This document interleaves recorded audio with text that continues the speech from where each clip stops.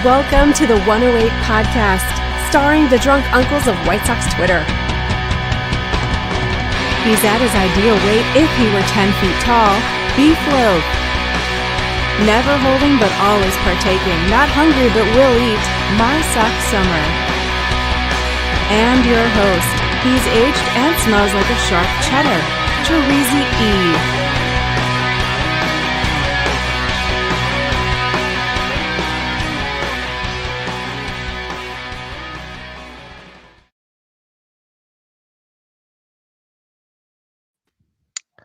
Thank you, Quarancy, and welcome to the From the 108 podcast.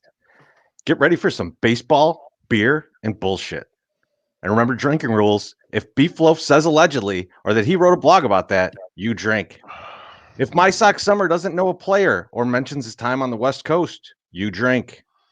If WhiteSoxDave mentions catcher's interference or Canadian Viagra, you drink.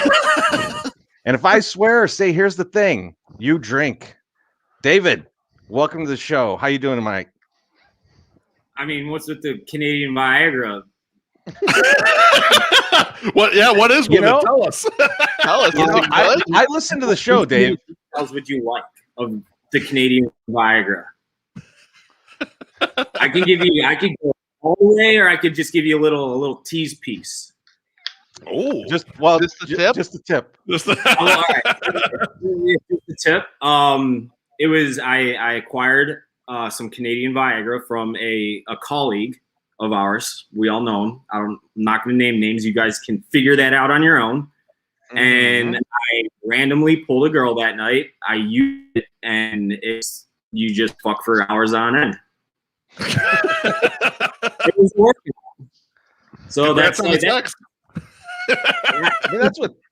that's what fairy tales are written about.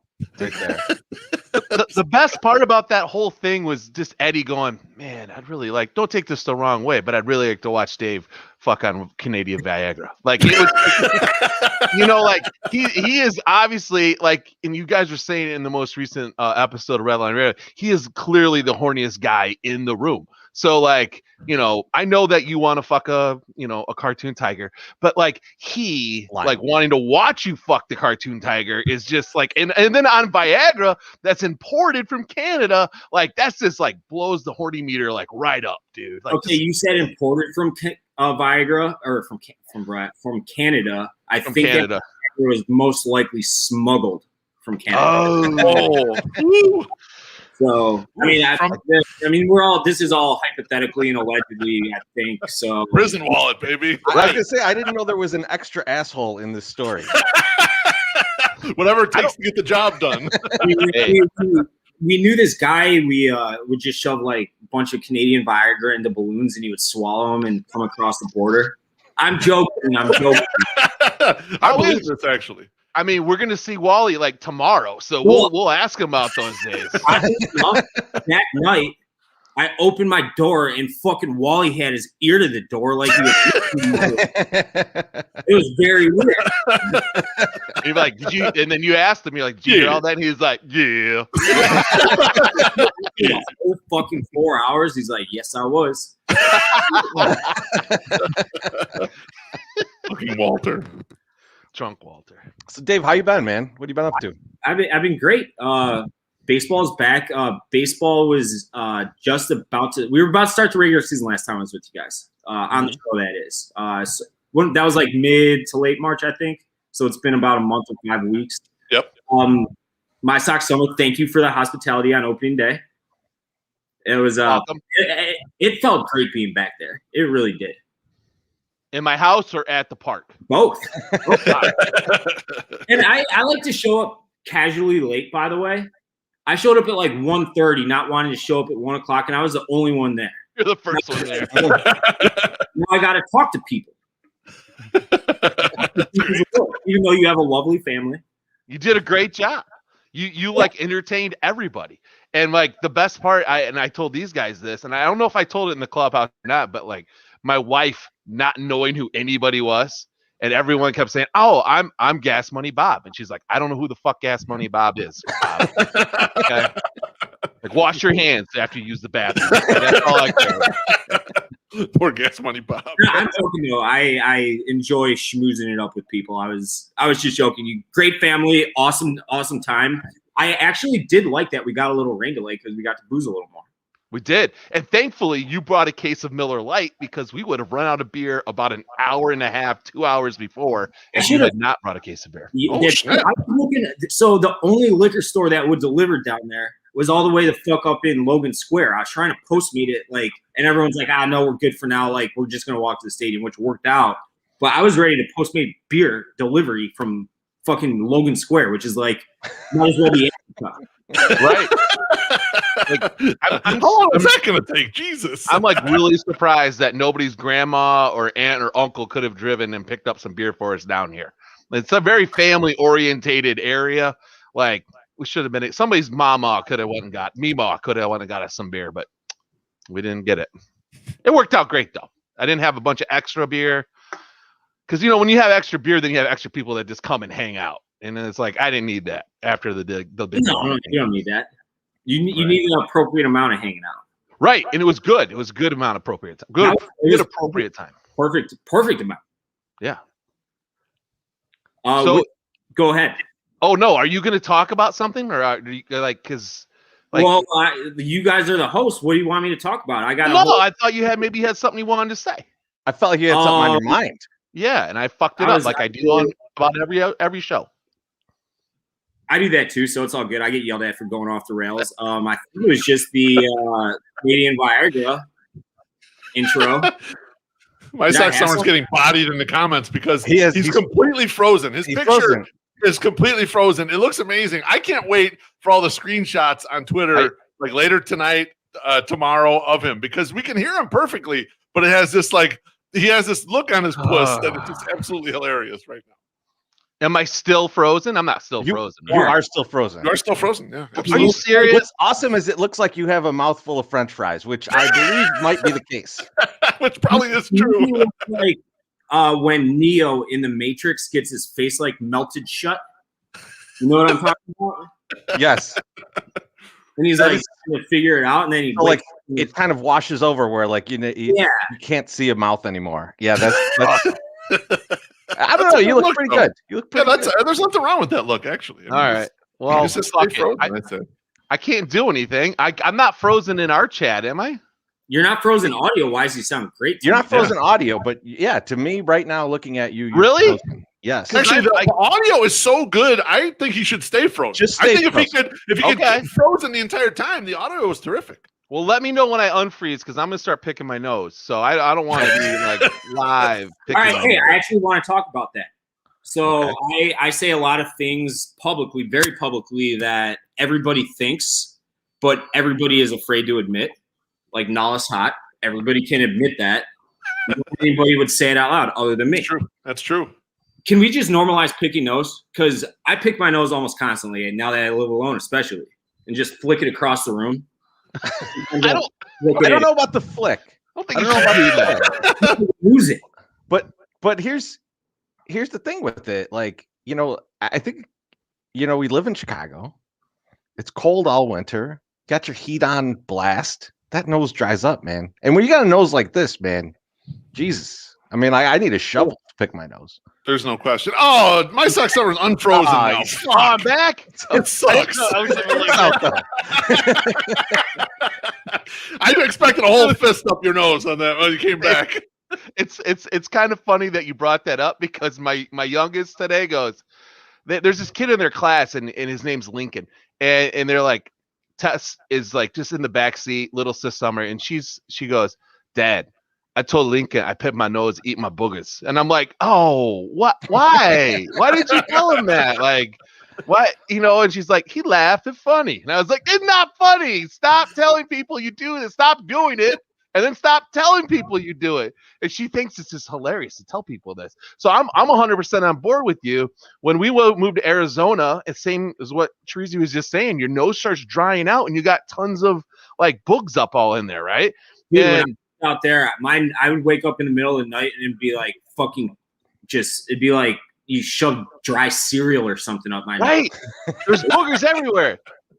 And you're like, so we're driving in traffic, when we're going to our jobs or whatever. And it's like, and we're from a small town, Sterling, Illinois.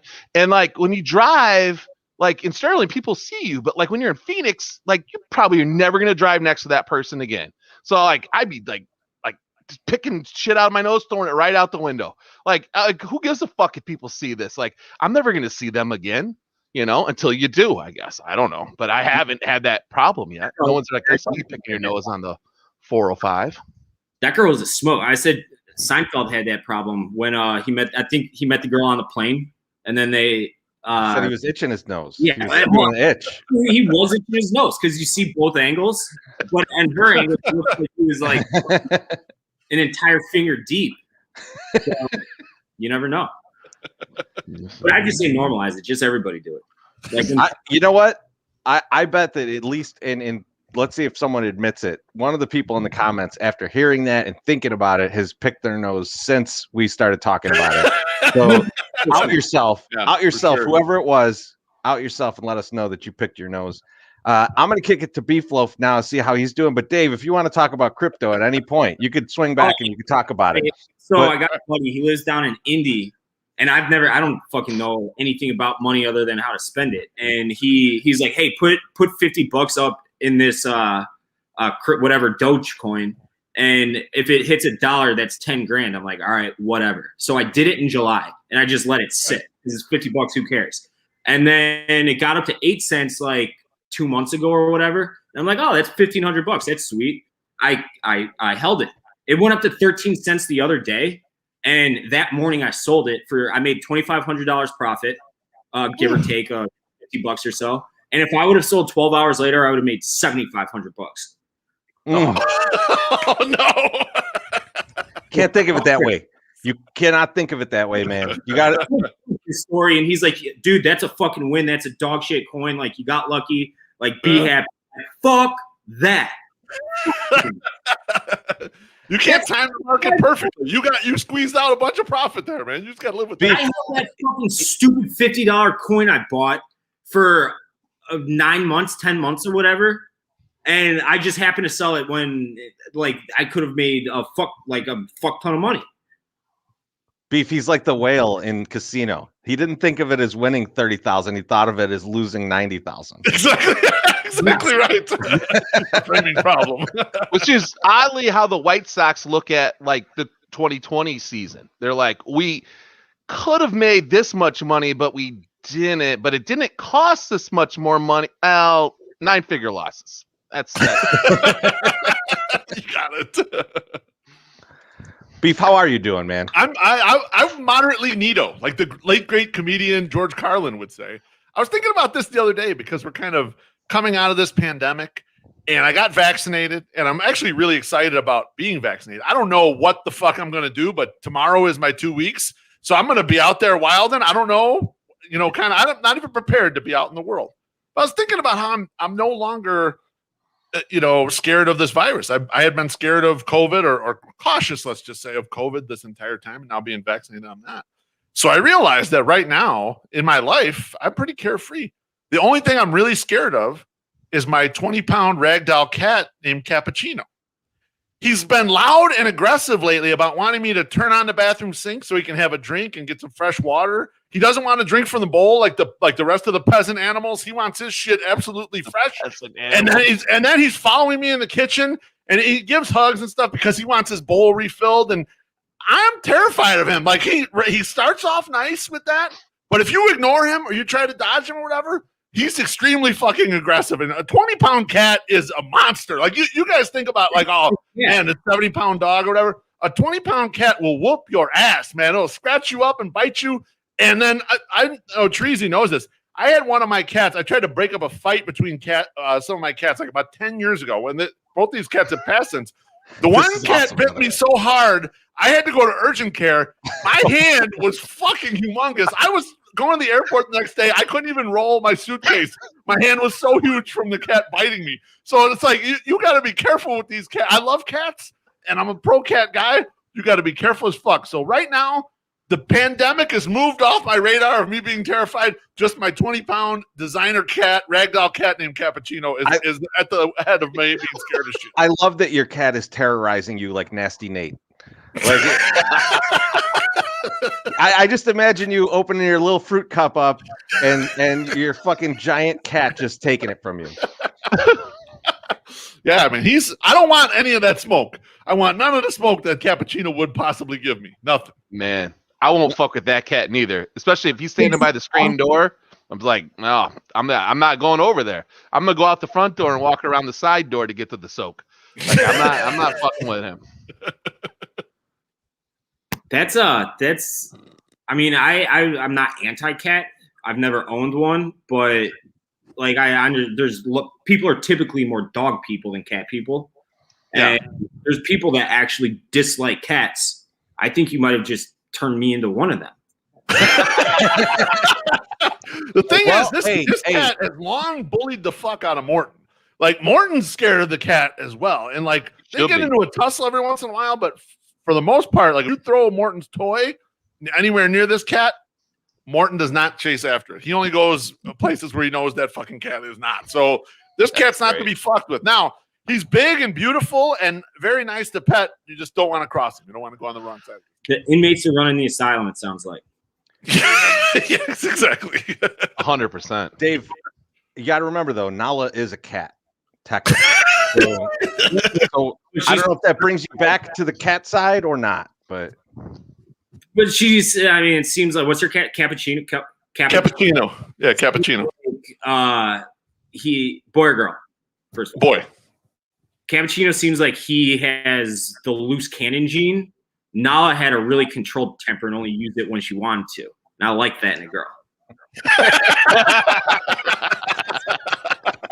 We're getting to the root of it now. I love it.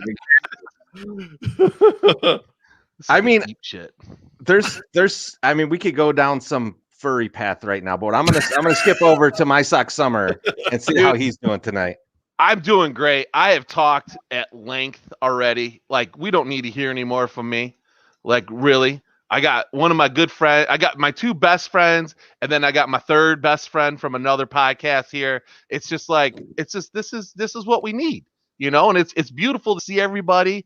It was wonderful to have the Loafster come over today, have a beer on the porch with me. But we had like, he came inside the house. He didn't even pull the mask up. He's like, "Do you want me to do this?" I'm like, "Bro, I'm not worried about you. No, I'm not worried about you. You come on." It was my first time being vaxxed, and I went in your house, and I'm like, "Yep, you've already had your second shot," and I'm 2 weeks out, and it's like, "Baby, we're having a normal conversation. Right. We're standing far apart. We don't usually make out or anything when we get together that you guys know of. We were a distance away, but still, it was nice." Yeah. We're like short 2 weeks away from docking again. Like, it's gonna be.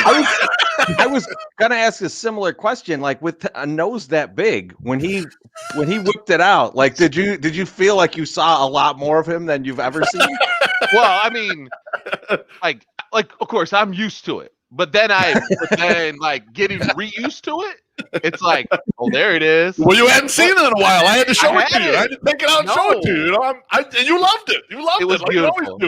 It was beautiful. And like, we had a little incident where we got a bucket. We got a compost bucket, and it tipped over and it spilled some compost crap on our rug, and the house smelled bad. And Loaf walks in, and I'm like, "Bro, do you smell that? Because I smell it. My kids smell it. It's rank." And he's like, "No, I don't smell nothing." And so then I'm like, "Okay, well, we must be good because he's smelling everything." So we go outside and whatever. And then later the wife comes home and she walks in and she goes, "Jesus Christ, that smells." And I was like, "I knew it." And she's like, "You better tell Loaf to go get looked at. He might be sick." The problem is, I don't know your normal house smells that well to know what's what. And nothing was like offensive to me. So I don't know. Your normal house smell might be so fucking pleasant. I have no idea. And then it was covered up by just like a regular, not great smell, but not offensive. That's kind of what it felt.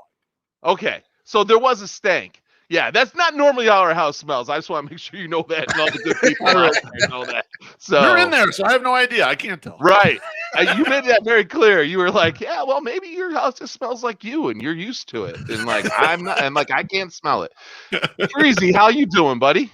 I'm doing fantastic, man. I'm a little concerned because I'm going with some heavier hitters tonight. We'll get to that in a second. But like, I forgot how this conversation goes, and it's only been like a month, but this conversation goes long and strong. So I'm just gonna skip my banter for tonight because I'm just like, I got to keep this train on the fucking rails and not get too blotto. I do have to work tomorrow, but I will say this: a little bit ago. Here, let me call you in sick. Let me get on the internet here. I wish. A little bit ago, I was like, okay, we're switching to this different way of doing the podcast. My Sock Summer, can you give me some graphics? You know, and like, I didn't hear shit. Like, this is pure My Sock Summer. This is how it goes. I didn't hear shit, and then like randomly in the late night, I just get a stream of fucking graphics, and so I just gotta ask you guys right now. What do you drink? Oh, yes. Yes. That's beautiful. Very well done. I love it. Twitter. And so My Sock Summer, you're up first, man. What are you drinking, my friend? So tonight, this is shout out to Brewhand Luke. I went to my local bottle. I went and got my hairs cut. Like, I know people saw it. I looked like Metallica when they went grunge, according to a lot of people, except for Bonnie, who thinks I'm still a good-looking guy, but not Metallica grunge hot. So that's okay. I appreciate that, Bonnie. Thank you very much. I know you're good. You're not bad looking yourself either. So, better looking than James Hetfield on the My Sock Summer. Barely though. Even with his like scar acne shit, like he's still a little bit better looking. It probably might be all the talent in his fingers and like, maybe he's got a lot of money. I don't know. You know, who knows? But anyway, so I was down to get my hair cut. There's one of my favorite bottle shops is downtown, right where I get my hair cut. So I stopped in there, and they had been broken into last year in the summer during all the civil unrest. Like, they had been smashed in like 3 times. So they had like been building back up every time. And so I was like, I got to go in there and buy some shit. So I went in and bought some Phase 3 brews, and I bought some stuff from Microphone because like I don't get to a lot of places to buy this usually. And the good folks at Goose Island just kind of show up and give us beer. So like, it's really hard to like justify going to buy more beer. So anyway, I got this Microphone. It's called I Can Brew for Miles. And it's just it's a porter, an American porter ale. It's a fucking delicious little brew. So that's what I'm starting off with. And then I have, of course, I got a little risk in there from Goose Island too. But I'm going to be doing porters and stouts tonight, and try not to get hammered and piss myself. Oh, well, I hope you do piss yourself. Hey, Dave, what are you drinking, man? Or are you just partaking in other things? 3 I got a gallon of water. That turns into a piss jug later, actually, if you need it. Just in case, if you need it. You guys should know about the legendary tales of my bladder. I won't piss the rest of the night. But no, I am not drinking tonight. I'm behaving myself this week. But I will be going hard on Saturday night at some. Oh, great. I hope we see you. Do you have any chocolate with you? By any chance? You already did his sheet tonight. It was the big chocolate dick. And so, like, he's good. He can't. First of all, he got that sent to his house, and he has no idea who sent it, which is a little. Who got it sent to them? Chief did. It said, "I don't like you eat a dick" or something on the little note card they can send you. That's insane. No, that is fucked up. I mean, like, what a delicious treat to get, but at the same time, it is fucked up that like someone knows where he lives and is sending him something like that. Yeah, I mean, I'm sure he's all right. He'll live. But as far as the dick is concerned, it was a big veiny bastard. Looked like Iggy Pop's forearm. It was like, hey, speaking of baseball bat that Pete Hand sent me. Thank you very much, Pete. I'm sure you're watching. Awesome fucking gift. Thank you. But it was sitting there all weekend. I am on a diet. I'm trying to not be I'm not trying to be 5'7", 280 pounds. So I've been healthy this week, and it was just sitting there in like a vacuum sealed wrapper, just eyeing me down, like with actually eyeing me down, and like tempting me to eat it. And it's chocolate, so I wanted to eat it. Like, just because it's shaped like a dick doesn't mean it tastes any worse. But I didn't do it. Danny, that fucking dick, our social media guy, he ate it. He was the one. Yes. Doesn't shock me. My mediocre name on the internet. That's when you're the social media guy. That's what you do.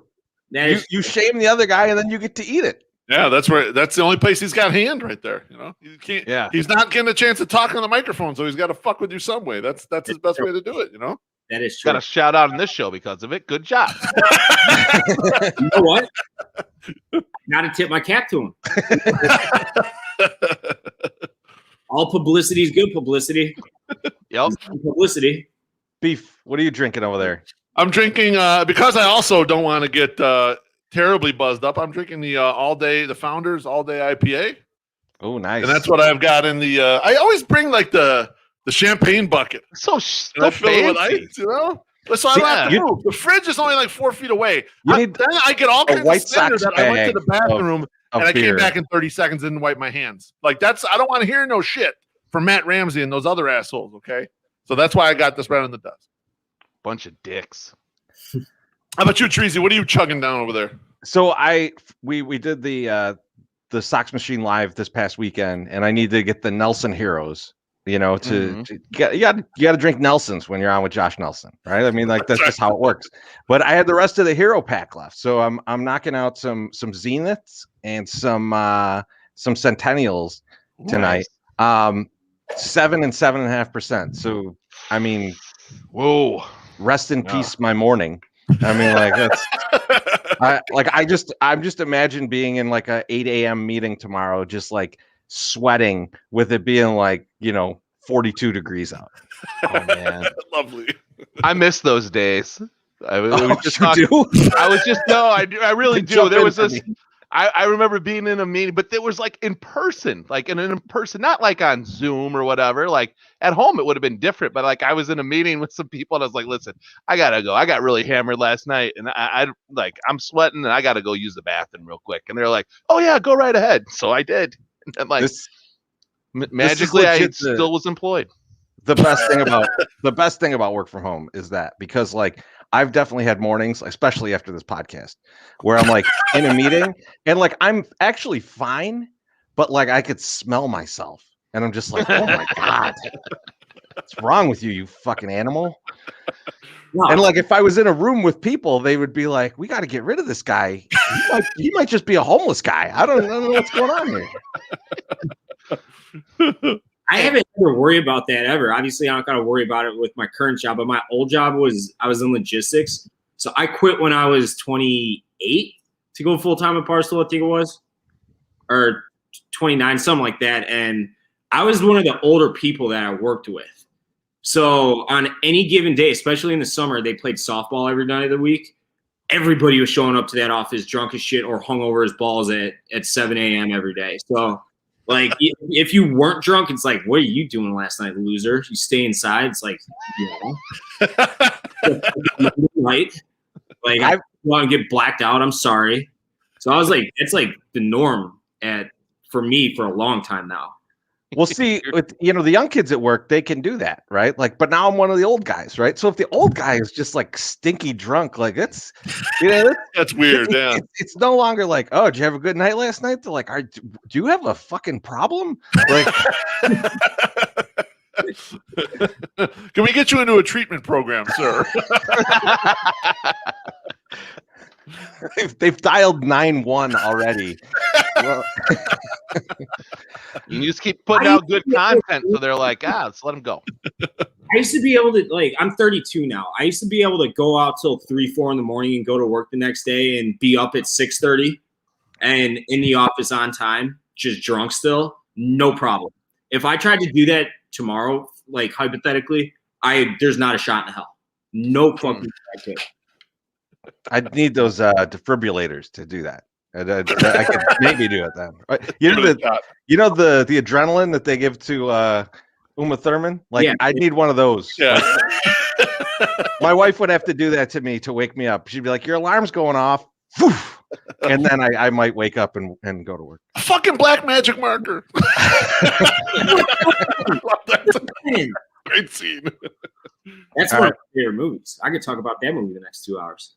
That movie's incredible. I watched it recently, and I think Eric Stoltz might be my favorite guy in that movie. It's pretty Like, good. He's a dope dealer. He's eating cereal at like 2 a.m. watching the Stooges. I want that life. What? I don't care that he's a heroin dealer. All right. I just want to be able to eat cereal at 2 a.m. and watch the Three Stooges. What else is he in? I know he's in that movie where fucking Ashton Kutcher can like go back in time. He's in The Mask. He's in Mask. He's in Mask. Sorry, he's not in The Mask. He's in Mask. Yeah, he's in Rocky Mask. Dennis. Yeah, Killing Zoe. Killing Zoe's good flick. That's the name, right? What a fucking movie, man! I love all those movies. Tarantino is as good as it gets, as I think. It kicks ass. All right. It was a tangent. See, I'm good at that. My summer, you know what time it is, man? It's time for you review to pay time, some baby. bills, man. All right. Review time. We got a new sponsor last week. They had 3 bullet points on who they are. Let's go over them again. Number 1, they sponsor the White Sox. Number 2, they sell cars. And number 3, they're not jagoffs. Who's that again? Oh, that's right. Motherfucking Mazda of Orland Park. Them guys down there off 159th. Coincidentally, I just happened to pass by there when I'm going down there thrifting. You better believe next time I go that way, I'll be stopping in to say hi to the team because we family now. You know that car that you see in the concourse that will soon be in Terezi's parking garage? Yep, that 2021 Mazda CX-3 SP is donated by Mazda of Orland Park. Like us 108ers, they like watching the Sox, donating money to good causes, and tipping back a few beers. Does that sound like a guy you want to buy a car from? Of course it does. So give them a follow over at Zoom Nation and check out their worldwide webpage, MazdaofOrlandPark.com. They are a Carfax top-rated dealer and take advantage of that $500 discount for Sox fans. Mazda of Orland Park, home of the Zoom Nation. 8910 West 159th Street, Orland Park, 708-444-3200. Zoom. Yes. Beautiful. Well done. Well done, my friend. I've not bought $10,000 worth of raffle tickets yet. You need to do that. This weekend you do it.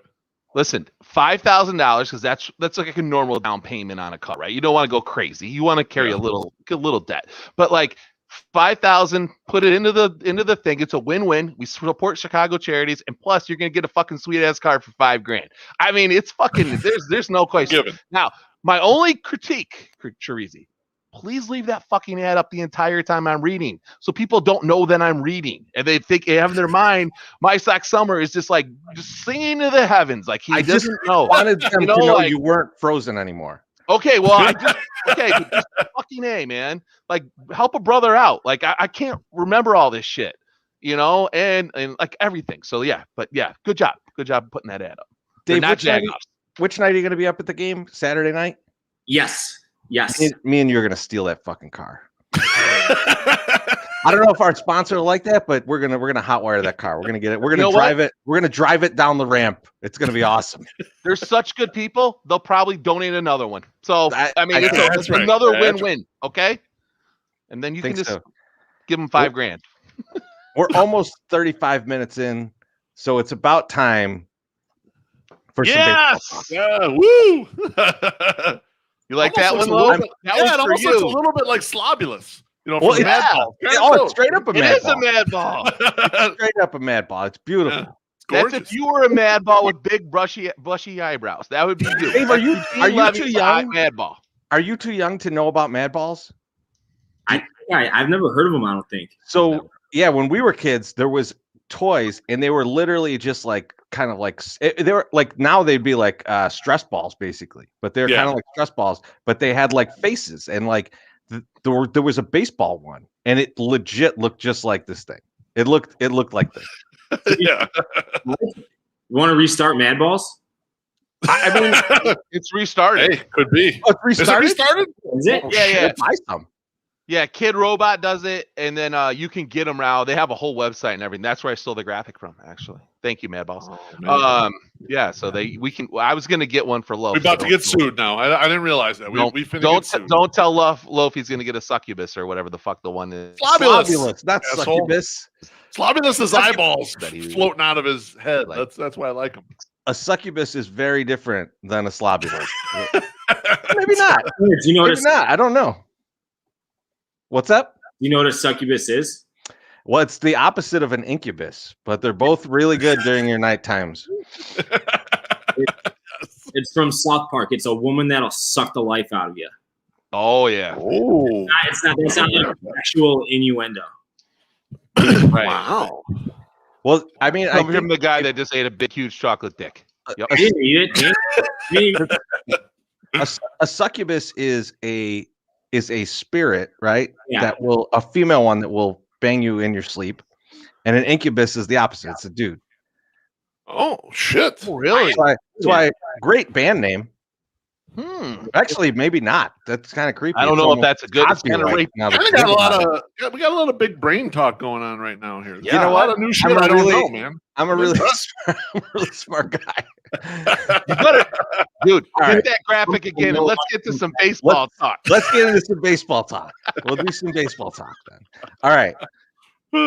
First up, I mean, this is what we got to talk about because this is exciting. I think we all loved it. Michael Kopech's first start. He went 3 innings, 1 hit, 1 earned run, 1 walk, 4 strikeouts in 3 innings. He looked like the guy that we were promised. So, Dave, I'll start with you. What were your thoughts on that outing? Like, we all love Giolito, and we all know that his start on Sunday was an aberration, and that's the extreme exception to what has been the rule.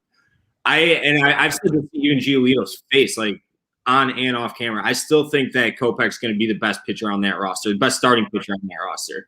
And I think that what we saw on Sunday in Game 2, was it Sunday, whatever it was. Sunday, yeah.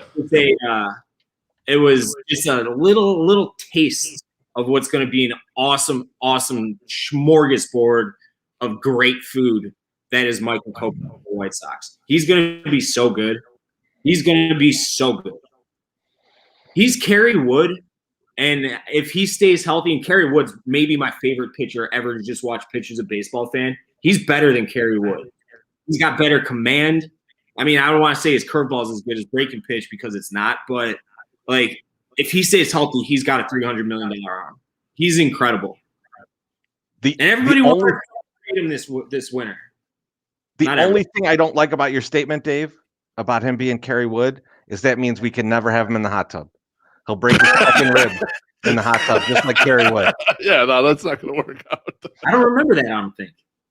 Yeah, Kerry Wood got injured slipping in a hot tub. Yeah, yes, getting in or getting out of a hot tub. He got hurt himself. It's funny because it makes the 3 of us better athletes than Kerry Wood. Yes, we managed. Technically, I actually shouldn't say that because that means I will maim myself on Sunday trying to get in a hot tub. Have you guys ever Jesus, bro? Have you guys ever been to the Lodge on Division? Mm-hmm. It's a super small bar. I love the bar. I haven't been there in a year or whatever, but this is like 3-4 years ago. I'm sitting at the table right when you walk into the left, and it's a higher table, and the windows are kind of small. You guys have been there. If you've been there, you know what I'm talking about. And I see this dude like looking in the window, and I'm like, that's Kerry Wood. And you can't really see that. I'm looking at him because I think the light was weird or something. But he was like trying to see into the bar, clearly looking for someone. So he comes up to me and he turns the corner. He's like, hey guys, where's Tim at? And I'm like, or whoever he said, I'm like, Tim's not here, but I'm Dave. I'm a big fan. He's like, oh, nicest guy ever. He did a round of shots for making an awkward combo and everything. That's my career story. In spite of him playing for the team up north. But like Michael Kopech, that's like I truly think he could be a perennial Cy Young candidate and eventually a $300 million player. He's like, wow, this is big talk here. Huge big talk. And Dave, by the way, just to come full circle, not last offseason, but before last regular season, before the short season, I did want to trade Michael Kopech because I thought, I don't know when Michael's coming back. And we need reinforcements right damn now. We needed some stuff last year, and I'm glad that they didn't trade him because he looks absolutely fucking terrific. And one of the things that kind of going unnoticed about the whole Michael Kopech thing, and we're talking about his start specifically, but he's kind of carrying what everyone thought was going to be a great bullpen that has come out with kind of a mediocre performance. He's the one who is dominating out of there. He's the one with the 45% strikeout rate. and the guy who just kind of looks unhittable. I mean, he's been the best one out of there, and I'm interested to see kind of what it looks like in a couple months. I think when Michael Kopech kind of ascends up to the rotation and you lose that good arm in the bullpen, and just see what's going to happen there. That's what I wanted to talk about is what happens to the bullpen when we lose Michael Kopech from the bullpen, and you start, and now you've got, you've got to start bringing guys into the bullpen, and I don't think you want to grab a Reynaldo Lopez, right? Like, so it's Zach Birdie, I'm guessing, is the guy that moves into the bullpen. He actually looked okay on Monday. I didn't watch, but I was watching on the Gamecast. I thought he looked pretty good. Okay. I thought he looked pretty good. Yeah, the results seemed okay. I mean, they pitched the shit out of him. They threw him 49 pitches or some bullshit, like a long outing. He looked good, but I mean, there's a big difference. He was like 97, like with his fastball whole game. Big difference between that and 100. It's a huge difference. And I mean, we'll talk about him in a minute. I'm sure you're seeing the same thing a little bit with Garrett Crochet right now, who hasn't been at 102 or 100 plus. But like, he has been the best arm in the bullpen. That's unquestioned. You can't argue that. When he does transition to the starting rotation, I would assume, just based on pure shit, that the bullpen won't really need him, because the bullpen won't like Cody Hoar's given up 3 bombs already. I think that's not going to keep happening. Right. Yep. Like, he's got. I looked on Fangraphs this morning, like a negative 0.2 WAR, and he's an awesome fucking pitcher. We all know that. We all see the shit he had. So I'm not worried about that, really. I'd rather have him in the rotation every day, going shelter 6th inning, whatever. And I mean, he's been coming in high leverage situations, but there's plenty of high leverage arms in that bullpen. I'm not worried about it. I kind of want to drag My Sox Summer in on this a little bit. I've got a question for the whole group, but I think he and I are perfectly equipped to answer this first. My Sox Summer, I like the shorty man bun that Michael Kopech's got going on. And I was kind of wondering if you think, one, if you like it, and two, do you think Jerry goes down there to inspect the hair? Sort of like when Rachel Phelps in Major League went into the locker room and she slapped Pedro Serrano on the ass. You think he's kind of got, like, he wants to get in on it just to make sure it fits protocol? What do you think about that shorty man bun he's got going? So, like, he does something that, like, kind of bothers me, right? Like, if I was skinny and in shape like Michael Kopech was, and like had the ripped, abs and all that shit, like, I probably wouldn't be as sweaty as I am. So it's like, I don't like having my hair on my neck if I can avoid it, right? Like, it's too hot. So, I like it. I like what he does, though, because it does stay up off. And I was like, it's under the hat, but like, you just know at any moment that could pop out and it's like flow, and it's just whoosh, like he's like ready to go. And I think it's great. I mean, he's got great hair. He's got a great hair. He's got a great body. He's got a great everything. I mean, he's working slowly back in. I liked what they did. I liked that they threw him 3 innings, and he went out there and fucked shit up, and he did what he was supposed to do and got out. And that's what you need to throw 3. He threw. Oh no! He threw 3 and then 2 hitters. He had 2 hitters in the 4th. He had the walk to Kike, and then had a line single for Verdugo. But I think he ended up throwing 41 pitches. I think he was out of gas. I mean, that's kind of like he's not built up yet, because, through 3 pitches in the first 3 innings, he dominated. They had no chance. Oh, no, they didn't. Yeah. I'm about to say one of those things that everybody's thinking and then is too afraid to say. I don't even know if people are too afraid to say this, but we're talking about his man bun and his like nice V shape. He's a hot dude. We can all. There's no question. Oh yeah, he's a hot fucking dude. Dave, when I see him, I think I'm not even the same species that Michael Kopech is. Thank you. I'm not even close. 100%. I'm so different. He's just a thing, and then I'm a lesser thing. Yes. And that's all I'm gonna ever be. And right. I think that the perfect. I think that's why the man bun is so important.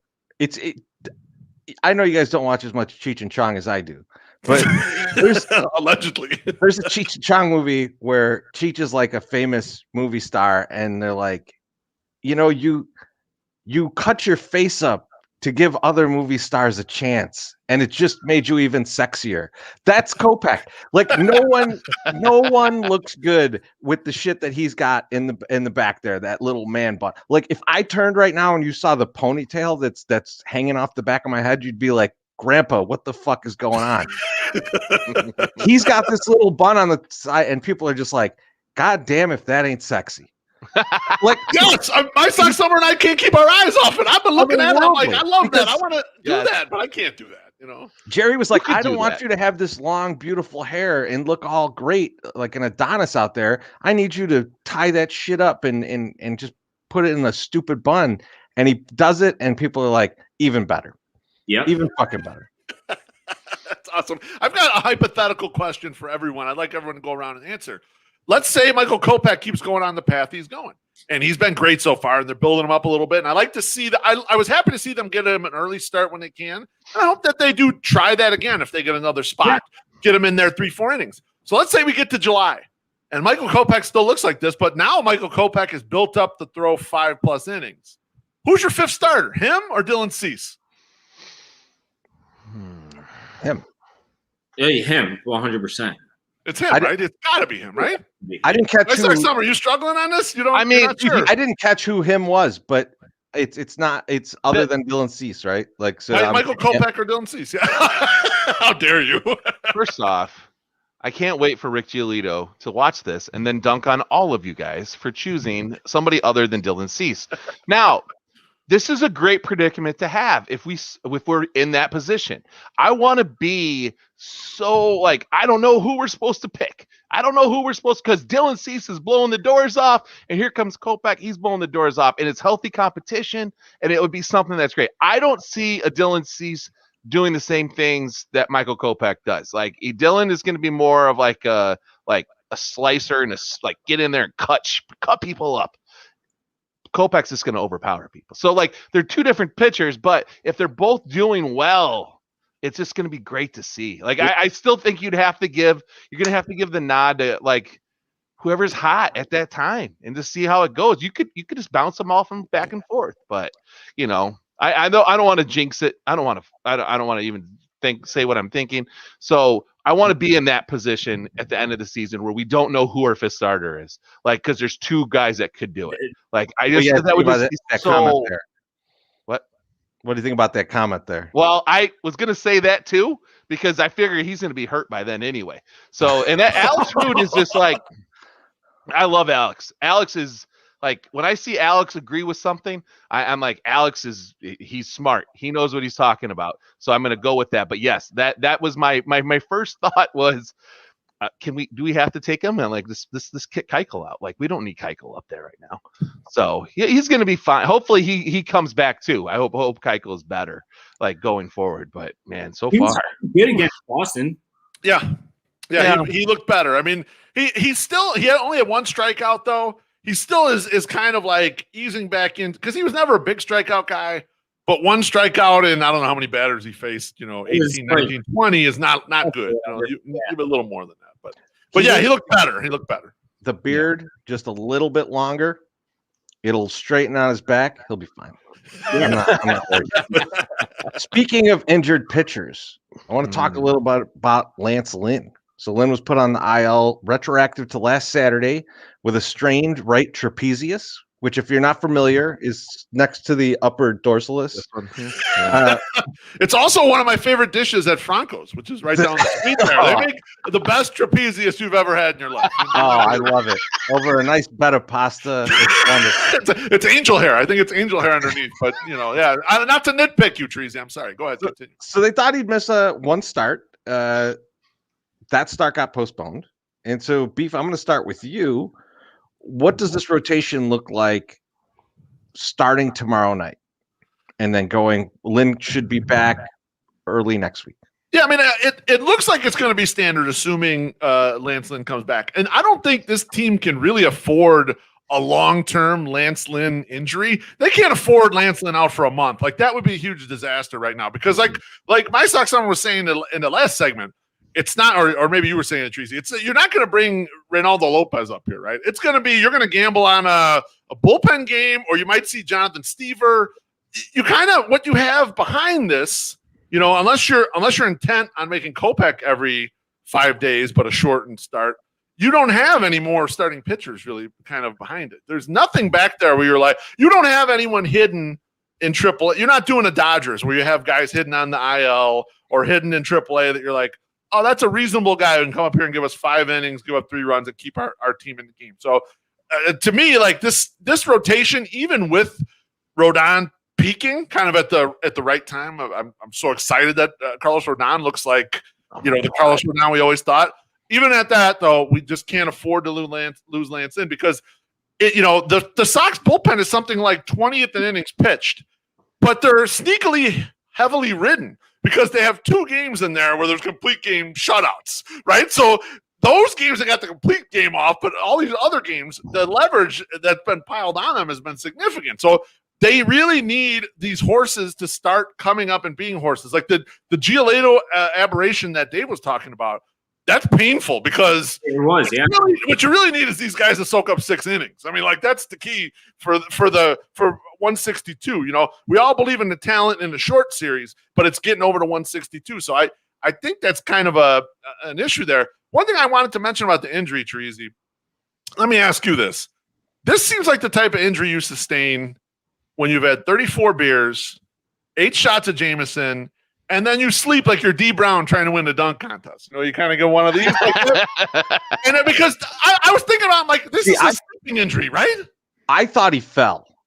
I'm on the same page as you, drunkenness, right? But like, when you're when you don't necessarily completely fall, but you're drunk and you brace yourself. So you brace yourself all weird. Yeah. Like, and then the next morning you're like, oh man, why does this muscle hurt? I've never worked out.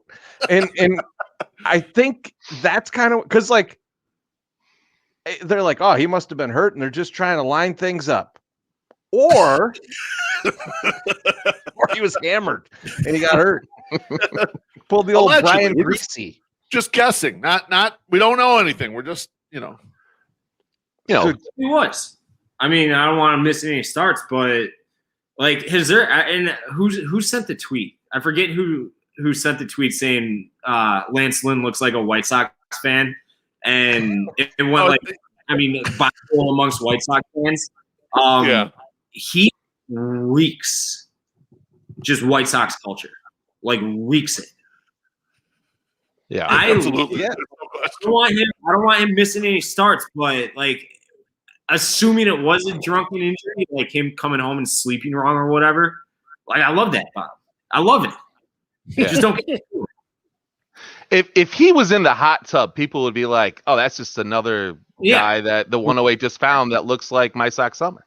It's like, exactly. and then we could point at each other like that Spider-Man gif, and people would be like, "Oh, I don't know which one's which," and then like obviously you'll see that like I'm in much fatter shape than him, but I feel like Lance, like down the road, we need him healthy. So if he's gonna get hurt or he needs to take a little break, let's just let the big fella take a break. Give him some ibuprofen, maybe let him like drink a couple beers, who knows? But just like give him now is the time. And I know that every game counts. Dave said that 1,000,000 times not this most recent episode of Redline Radio, but like 2 ago when he was about ready to jump off a ledge before Carlos Rodon threw a no-hitter. And it was just like, he was like, every game counts, but like we can afford to lose a couple games here and there now, or have him take off a couple games here and now. And like, just as long as he's there when we need him, and we need him later. We don't need him now specifically. We need this team to continue to perform and stay 500, get up there, get in those playoffs. We're going to be fine. And we need him healthy then. I just had a great idea, guys. I'm going to do a Sunday soak with Hito Turkoglu and Lance Lynn and see if anyone notices it's not you guys. You son of a... Have you guys ever said this before on your shows or anything? Because you look just like him. Not on the show, but I've told him many times.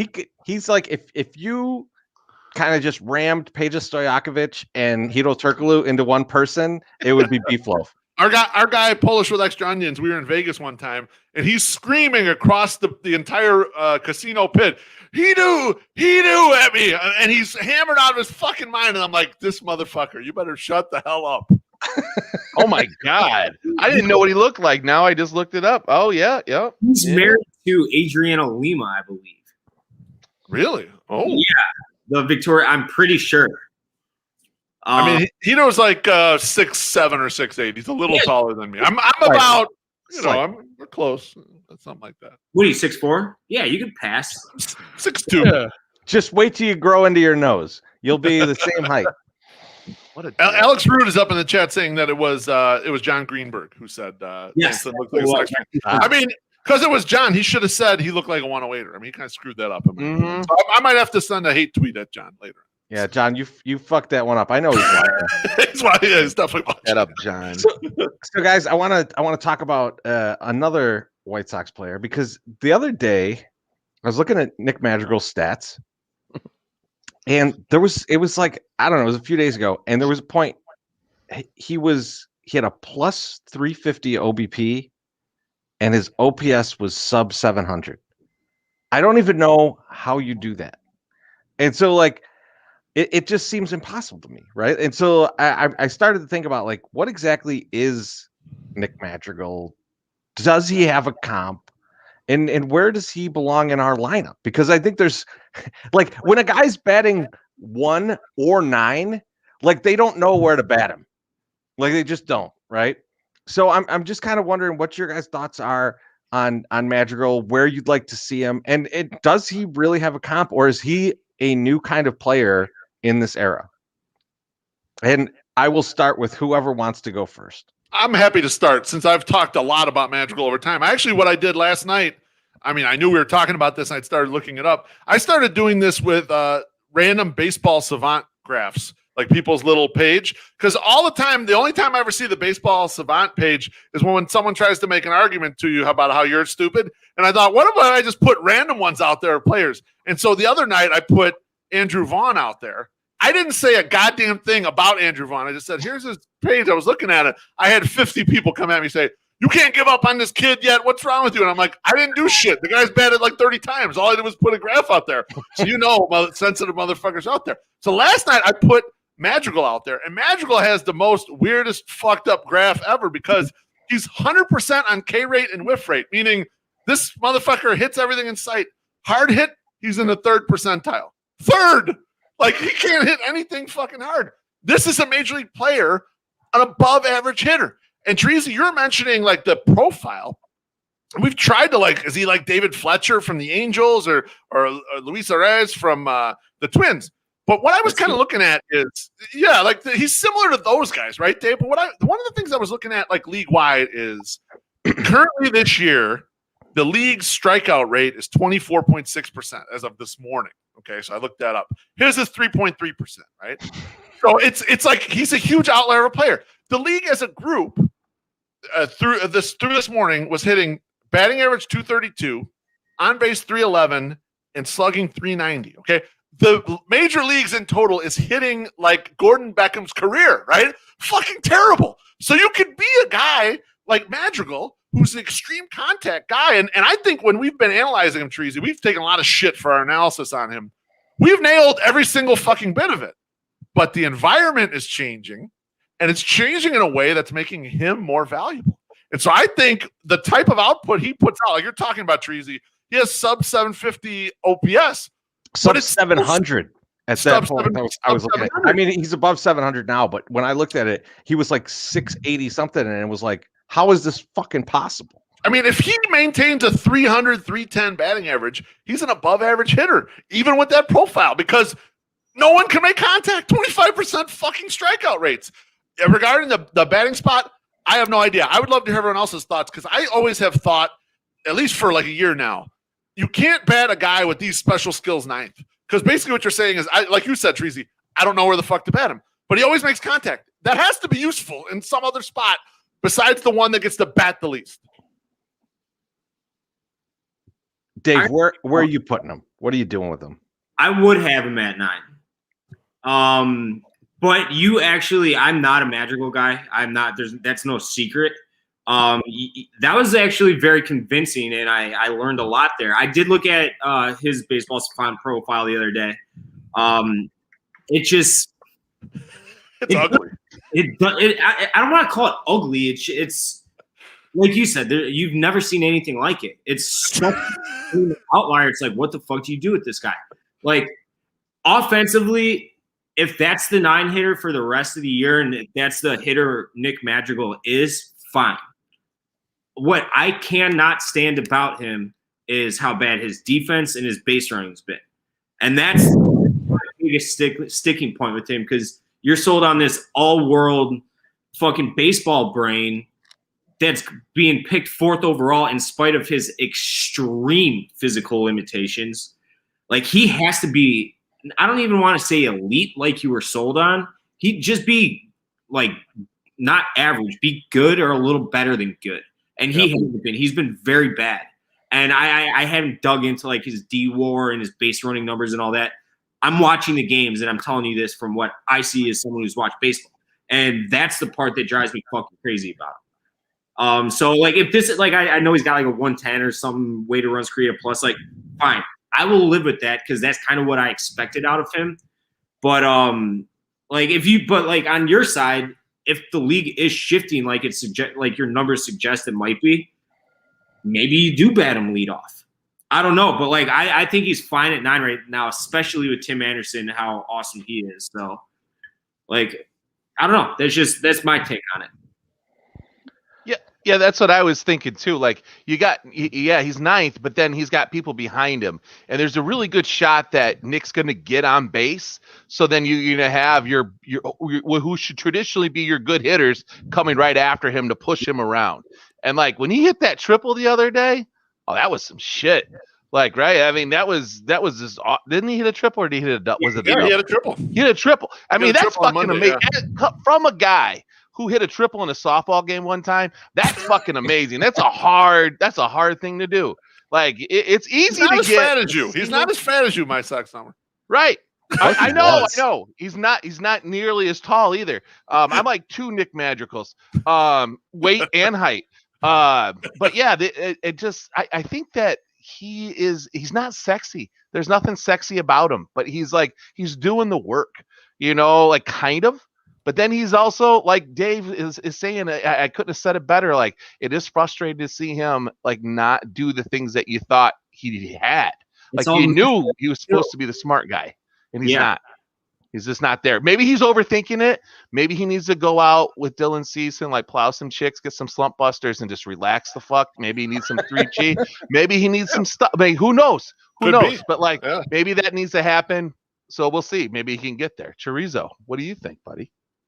I think Beef, we talked about this and it was iffy for me watching him last year and saying put him in the 2-hole.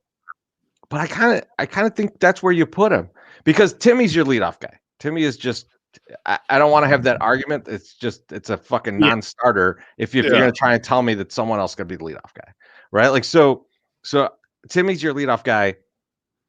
You do not want Madrigal grounding into double plays, which is the risk when you have a guy who is just high contact, right? I think he's not fast enough to avoid the double play. That's what I was gonna say, Dave. The only place that I trust him running is from home plate to first base. So I think he could avoid like I think he could be if he does ground out, he could hopefully be like Lurie Garcia. Lurie Garcia has like 47 fielder's choices this year. Like every time I'm watching him, he's almost getting doubled up. It's his only positive contribution to the team. That's been his play. I don't know if I would say that Madrigal's probably a half step behind Lurie speed wise. So and that's what Madrigal does. And he's not a power hitter because of his size. Like you can his mechanics as he hits, like his body's disconnected from his lower half so much where he's like his hips fly open and I got the bat right here. He's rolling over with bad content where he's gonna hit it to the left side of the infield. And until he changes that, like I would not have him anywhere near the 2-hole personally. I would have him at 9 until he consistently, and I'm not talking about barrels like StatCast barrels. I'm talking like putting a barrel on the ball and at least splitting a gap. Like with somewhat consistency, because right now it would be double play city, I think. I agree. And seeing the comment you put up there, Teresi, Josh Nelson say Bat Madrigal third, that's closer to my thinking. My thinking is Bat Madrigal like sixth or something, somewhere where he can come up with runners on, particularly like runner on third, less than 2 out situations, like whatever spot that is in the lineup, that's where I want him because he'll always make contact. And so he has a chance. Like I envisioned, and I said this on the Pinwheels and Ivy podcast like in January this year, I said, I could see Madrigal putting up like a Tommy Herr 1986 season where Tommy Herr had 7 home runs and he had 110 RBIs because of where he kind of batted in the order and the team had a lot of base runners. The Sox on base percentage is good. So what they need is someone to make contact in these spots where they have runners on base. And usually the way it's been happening is when someone hits a home run, yeah, they bring everybody in, but they haven't had a lot of the good runners in scoring position hitting. I think you move him up somewhere in a spot where he might see some runners on base. When he's batting ninth, he never sees them because he has fucking stupid Jake Lamb and Nick Williams and all these other chuckleheads and Lurie Garcia in front of him. Beef Loaf just sold me. I'm not kidding at all. Like I think that's a great idea. Nothing more to say. I think it's a great idea. Beef, you can't fucking throw Tommy Herr out there and expect me to keep track of what's actually going on. Now I got to skip to the next topic because fuck, I can't. Tommy Herr throws me off. Throws me off. Before you do, Mr. Hand corrected me. 1985. He knew even more Tommy Herr than me. You see that? 1985 Tommy. We should have a Tommy Herr conversation of what you're thinking about tomorrow before the game.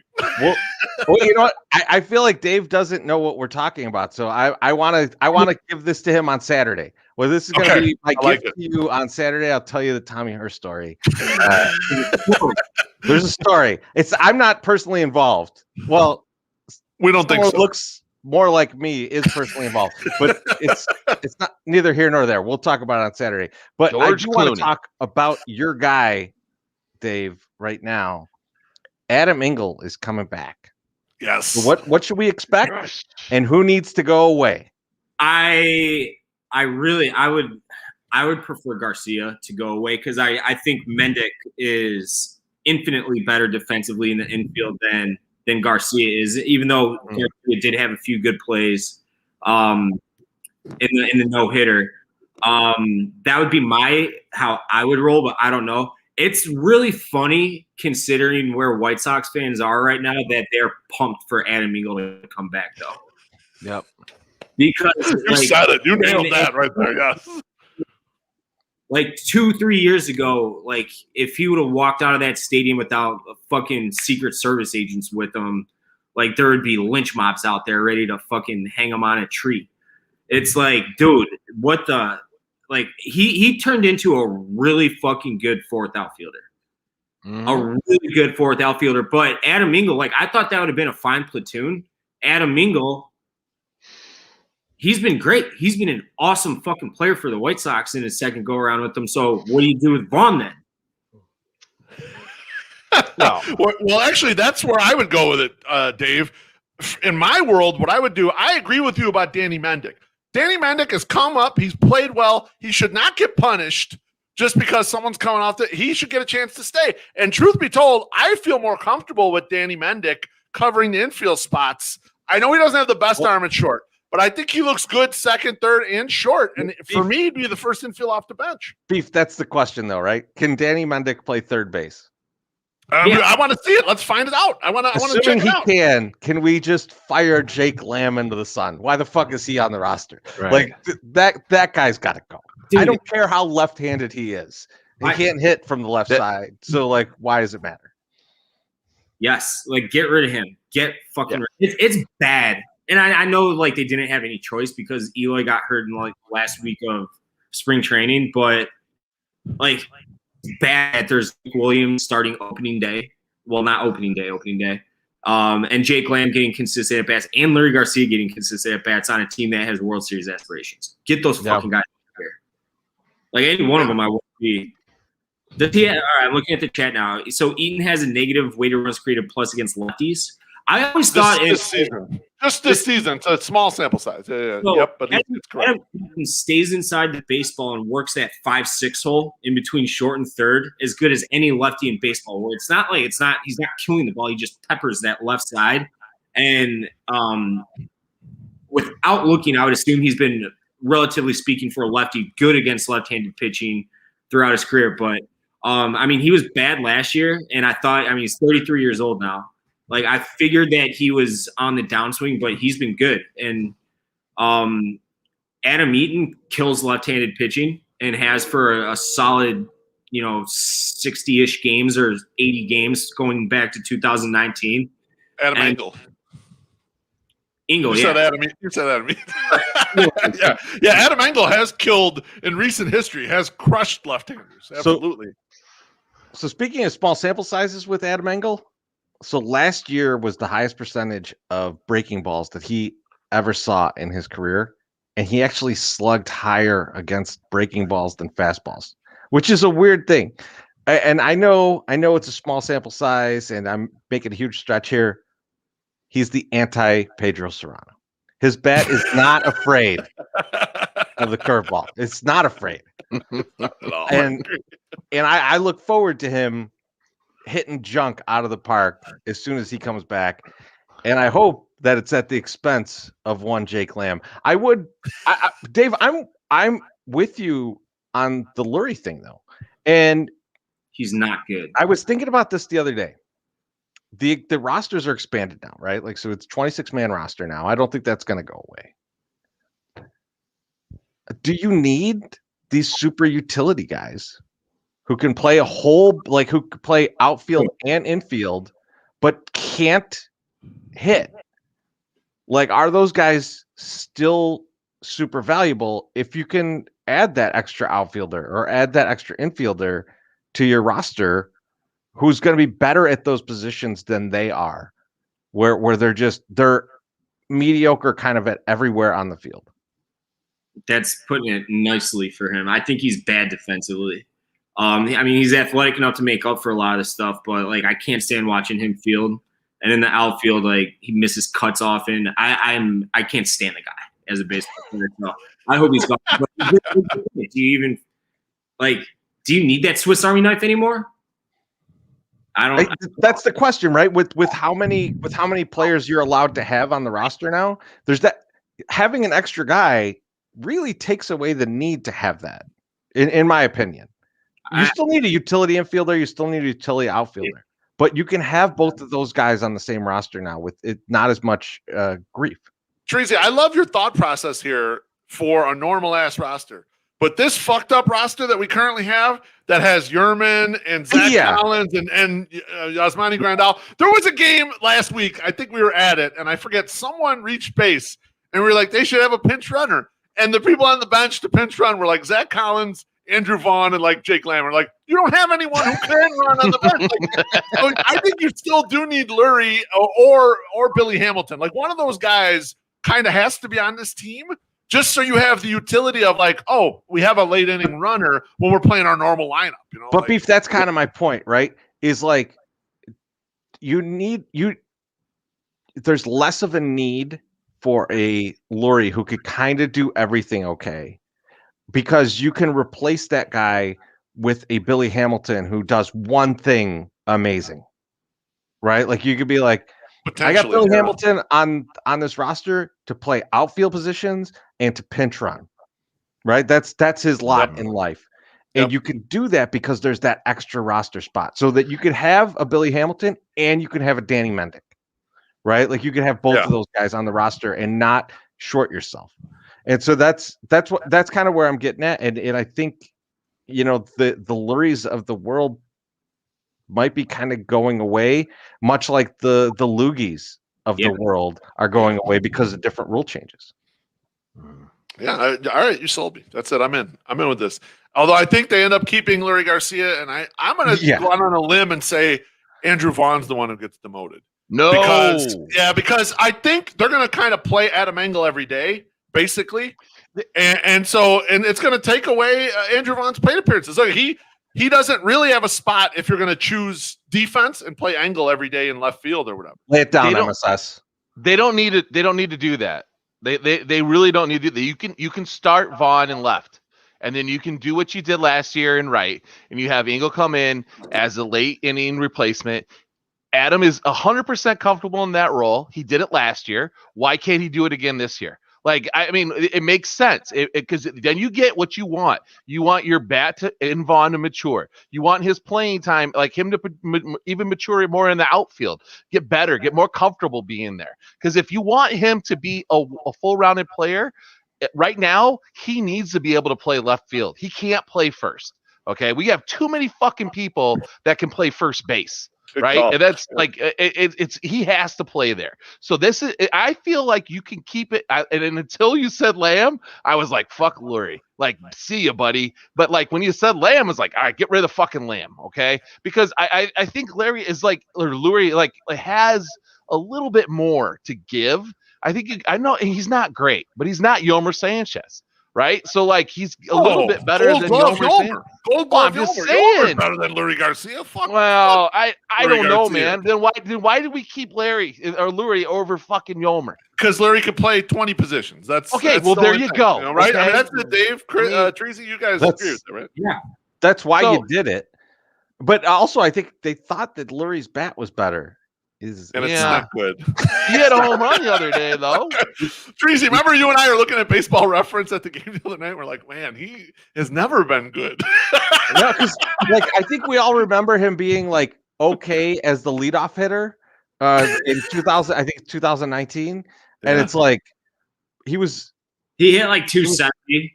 Yeah, but he had like a 670 OPS. It's like we were looking at it, we're like, this isn't good. This is not good. I grew up a little bit just looking at it.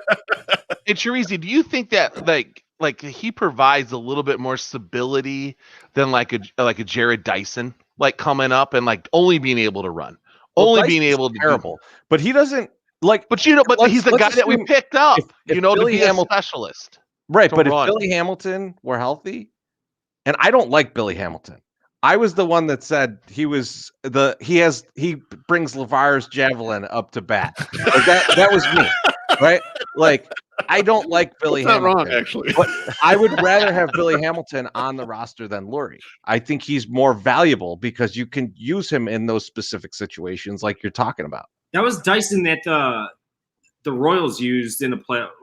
Am I thinking of the right? Who? Yeah. That was he was like they had him and they had Terrence Gore. They had the two guys that could run like a mother. Yeah, it was crazy. Like, I was thinking Terrence Gore, but in those playoffs, in those two back-to-back runs they had, like he'd go pinch run it. He was on third base. Yeah. So that's why I would stick with Hamilton for that and that alone. But I think and for obvious reasons, I think the White Sox are like praying to the baseball gods every night. Thank you for Yermin Sanchez or Yermin Mercedes. Yeah. Fucking asshole, Yomer Sanchez. What a dick. He's infiltrated the podcast. Yermin Sanchez is the guy he's our Canadian Viagra Connect. That's why don't say his name on the podcast. Let's just if we could get Yomer's fucking gold glove and Yermin's gold bat and put them together and had a Yermin Sanchez. Holy shit! This would be awesome. That solves a lot of problems, Dave. See that 3G is he's getting us right over that edge. He gets a whole Gatorade thing of Menudo and pours it over himself. That's like a wet dream for you and I, Tree. Gatorade tub filled with Menudo. I'd love it. Covered in tripe. I'm good. Count me in. Awesome. Oh no, I was saying. Did I derail that? Like I don't. If Yermin Mercedes, I almost did it again. Wasn't a thing, and he was, he just stunk. Which is what I wouldn't say people thought he was going to stink, but it'd be way harder for the White Sox to admit their mistake and not going and getting a real DH. But now I wouldn't be surprised if he's the casualty of Adam Engel's hamstring being healthy. I would not be surprised either. I don't know if that's the case, but like his bat starts getting pushed out occasionally. Like he starts getting less plate appearances. He playing 6 days a week or no days a week and playing every day a week in Charlotte when they like I hated how he was being deployed in the first 10 days, 12 days. I hated it. Is that Vaughn? Like because they weren't playing Vaughn all the time. Yeah, no, that's a tough we were talked about this in the last podcast, Dave, because we're all in the mode of we got to develop these prospects, and it's not fair to Vaughn the way he was deployed, but they're trying to win every day. And so now I don't necessarily agree that the choices LaRusso was making were the best ones to win every day, but I think that's what he was kind of trying to do. And so, like, you're in a win now window. Like, it's confusing with Vaughn because, you know, I want to see him play, but I also understand, like, he looks overmatched against certain pitchers, right? He's got the great plate discipline. He knows, but he just can't. He's not been able to really square stuff up just yet. Like, you could tell the guy is going to be a really good hitter just by the way he approaches things at the plate. It's just not there yet, and so, like, it's the tough decision, you know. That's all it is he has never seen this kind of shit on a day-to-day basis. Right. And I mean, that was a victim of that war of COVID. I mean, he would have ended last year in Charlotte, and more than likely. And I mean that there's not many Juan Cruz's or Juan Soto's in the world where you can make that jump, you know. And it would be ever fair to compare him to someone who's as good as Soto. And I know I gave him high praise the last time I was on with you guys and on Clubhouse and shit. But like, I think he's going to be a perennial all-star still. And his approach is the reason why. It's just that he's not used to seeing this fucking fastball that's 97 that cuts in the last third of the flight to the plate, you know? It's Question on Vaughn, Dave. Let's say they send him down. I'm rooting for them to send him down because I actually think I'd like him to get everyday plate appearances. I think Charlotte starts in a week or a week and a half, something like that. He comes back up after the All-Star break. Tell me over under the numbers I got him lined up for playing every day post All-Star break for the White Sox. I got 275 batting average, 380 on base, 500 slug, 12 home runs. Wow. Is that good? We doing that or higher or lower? What we got? Post All-Star break. Like, I would not be shocked. I did hold him high enough regard where I thought that we'd be getting something similar to those numbers already. Mm-hmm. But like, I was wrong. But I mean, he did start to square up a few pitches in the last game in Cleveland. I think that was Cleveland the other night. But anyways, he smoked one, and after they moved him to first, he smoked one. I remember that because he went one for one. I could tell by his body language that when he was first base, like a weight off his shoulder because he was comfortable. Like, he was just, he looked like he knew his way around there, you know. He's been good in left field, all things considered. He has not been any fucking like he was. For a guy who had to pick up a glove and go out there a week before the season, he's doing pretty good. Don't fuck anything up, and he hasn't. Like, he's done everything within his means, and he looks fine doing it. You know, but like I wouldn't hate if they sent him down. I just wish that in the off season they would have insulated against something like this. Now they got lucky that they got Mercedes, and hopefully he stays hot. You know, so because he can't. No one's going to trade anybody here right now, but like, they should have probably signed a DH if like there was any chance of this happening. Yeah, totally agree. It'd be nice to have Nelson Cruz right now. a little bit. We'll get to our DH woes in just a little bit. I'm gonna let my Sox Summer pay some more bills right now. So, in the last podcast, we made some really big announcements. This fan logo we just released upon the public. You can get this on a trucker cap. You can get this on a softball jersey raglan that I'm wearing right now. You can get it on the sleeveless t-shirt that Beef Loaf is wearing. You can get it on a tank top, ladies and men's. And for the ladies, I have all women's t-shirts size from small to extra large. And according to my wife, they fit true to size. They are not snug. Now, the women's tank tops are a little snug, so you might want to order a size up in that. But now, Chirizi, take away the graphic for me, please. Now, the one thing that's going really fast, and it's not some. Damn it! Man. Oh, it came back. Something that you would not expect to go very fast is the 108 headband. These things are flying the fuck off the shelves. So, folks, I did not anticipate this. So if you want to order a goddamn 108 headband, you better get your ass to the store and order it now. Okay? Maybe you want to get the Brewhand Luke special. That's a headband with 3 stickers. Ooh. And that's 3 stickers of my choosing, but they're probably the Jersey Demolition, the Ribbian Rhubarb, and the Slayer sticker. That's probably what you're going to get. But yeah, if you want a headband, make sure you go and order the headband. They are flying. I can get more made. I don't want to do that right now, but yeah, you should go order those. And if you need this, because it's going to get sunny, it's going to get warm, and this is a party time. Oh, there we go. The trucker cap. Trucker caps are probably the most utilized, like underappreciated hats of the whole hat line. You need a trucker cap because it's forward and backwards. It's good times. So hit up our merch shop. Go to FromThe108.com. There's a side link. Yeah, there you go. Yeah, sale. There's a little merch link on the side. We got stickers for $1.08. Get in there and take advantage of that shit. All right. Beautiful. Get over there. Buy all that shit. We use it to drink beer. And I think you guys all support us doing that. So, So if you want us to get real drunk on Saturday and steal the Mazda CX-3, then, buy some merch. That's what we're going to spend the money on. All right. So I think we got to get back into just a little more baseball. Ooh. So we're going to do the weekend preview. And so the first thing up, I mean, it's the elephant in the room. The Dane Dunning revenge game.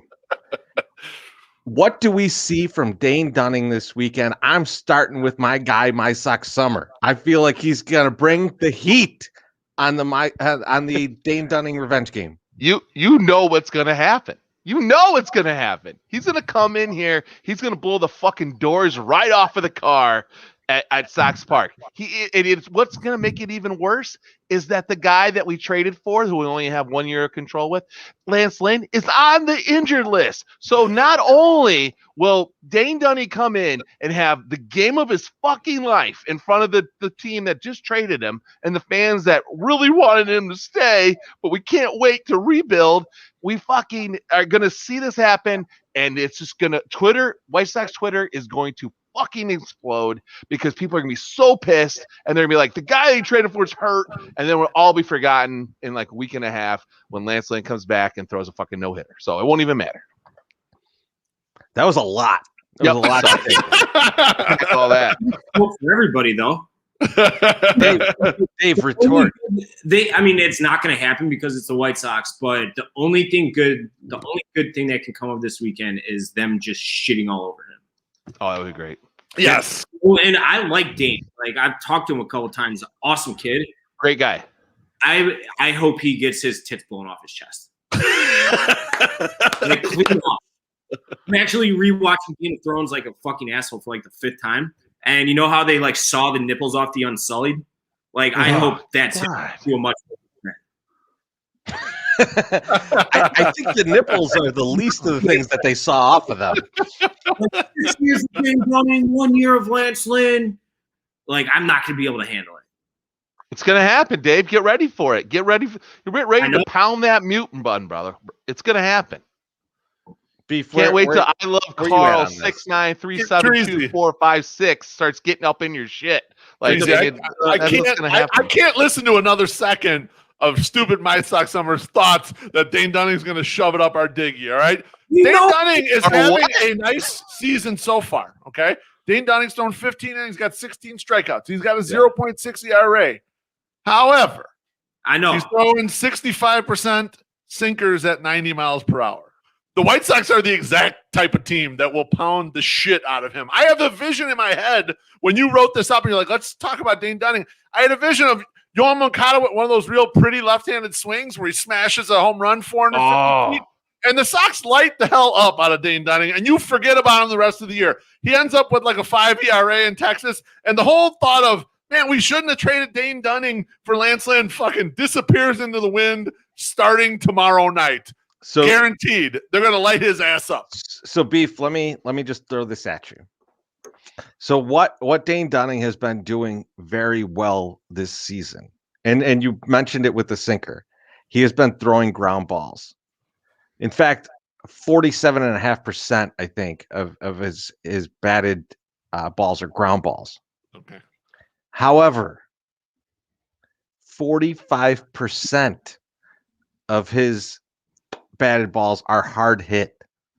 That means guys are hitting the ball extremely hard off this motherfucker. They just happen to be going into the ground, which is kind of like what we saw last year with Jose Abreu, who was hitting the ball really hard, but into the ground.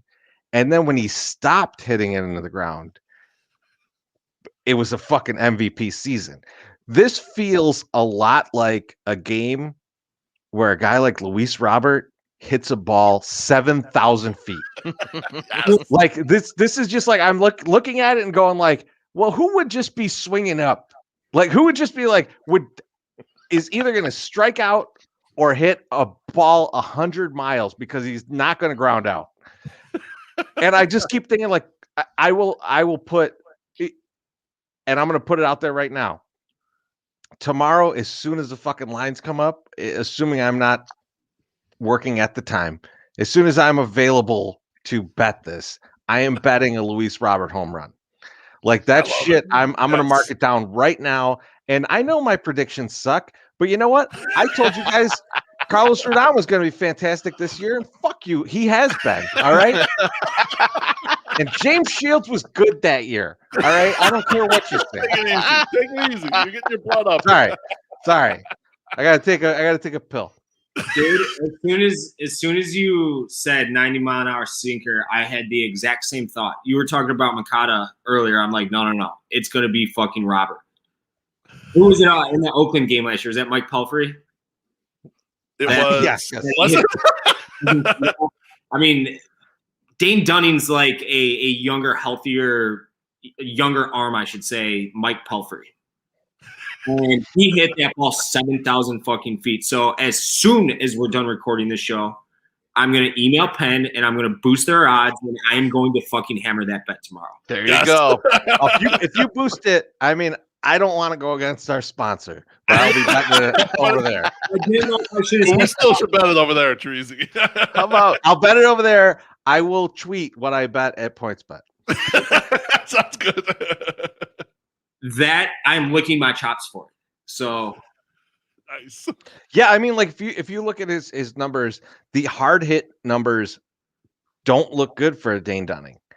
And if there's ever a team that will take advantage of a pitcher like that, it's the Sox team. The Sox team, if you're gonna throw, if you're not gonna throw super hard and you're going to give up hard hit balls, they rope you, man. Zach Plesac has been getting destroyed by that shit this year against the Sox. Yeah. Well, I better get down there early tomorrow. That's all I have to say.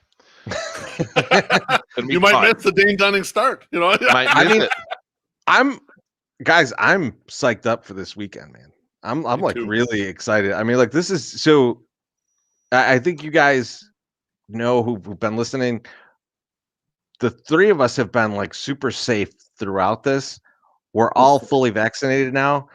This shit's gonna go off the rails. Yeah. Like I'm very excited to hang out with you guys this weekend. And Dave, sharing beers, and we'll fucking see you. I'm gonna lick you, my sock summer. You're not gonna be ready. Sounds waiting for that. I just looked at the forecast. Saturday, 70% chance of rain. So I might shift and be there tomorrow. It's actually this pod, we're in 102, I think. So I might have to pull a little switcheroo just so I don't have no baseball this weekend. So I might see you guys tomorrow. I think we're in one, like me and some other guys, maybe Wally and maybe King Dom and maybe Pete are in 104. So I think starting tomorrow. Right. That's in between. That'll be in between 108 and 10 by towards center field, correct? I think. Yeah. We're like on the other side of the. Yeah. You're closer to the white hole. Me and Beef are where we're always at. Same spot, though. Basically same spot as last time. We are playing the Rangers. The Rangers, despite having a very similar record to ours, I think they realize they're not good right now. They're going to be moving people. It's kind of, it's a known entity. Like they're not going for it, right? We all can agree on this. So I know it's way early in the season to do this, but I'm thinking about who is the guy on the Rangers right now that when they're leaving town, you want them to just switch dugouts, and you're just like, we traded for this guy before they left town, so that we didn't have to pay for his plane ticket, and he just walked over and he's on the team now. So I want to throw it around, and Beef, I'll start with you. Okay. Who's a guy that you want to steal from the Rangers? We'll give him somebody. We'll give him Jonathan Stever for sure, but we don't have to pay that much for this guy. Okay. All right. Let's do it. To me, it's a non-obvious guy, but I was a little upset at the White Sox that they didn't kind of try to lure in one or two of these types of guys in spring training. I think they felt a little too set with the group they had and should have taken some gambles. For me, give me Ian Kennedy. Ian Kennedy's got 7 innings pitched, 11 strikeouts and no walks, and he's got 4 saves. The White Sox are going to need another bullpen arm when Michael Kopech ends up being in the starting rotation. And also, you just end up with situations where you have injuries in the bullpen, even if a guy only needs, a couple weeks off or whatever, something like that. They're kind of, to me, like the super bullpen. Parts of it have been really good. Parts of it have been not as good as we hope, but they're going to need more insulation there. And like David mentioned earlier, Birdie looked okay, but they don't have a lot behind that where you think, there's a guy with those BBs, or there's a guy who's really good, and we know their skill set. We have a lot of unproven stuff behind that. So I would like to see them acquire just one more bullpen arm and then play the IL game where they kind of, it's like the shell game where they slide people around. So you never have to, you don't have to get rid of Jose Ruiz, because I like throwing him in garbage time. You don't want to kind of get rid of people. So I'm going to go Ian Kennedy. I like that. I like that idea. Dave, who are you taking? Who's your Rangers that you want to pull in? I mean, I had the obvious Joey Gallo, but now that we're thinking outside the box a little like that, who do we want? I'm looking at their list. I'm trying not to replace anybody, but if we're just taking people, like I think Kyle Gibson's actually a really nice back end pitcher.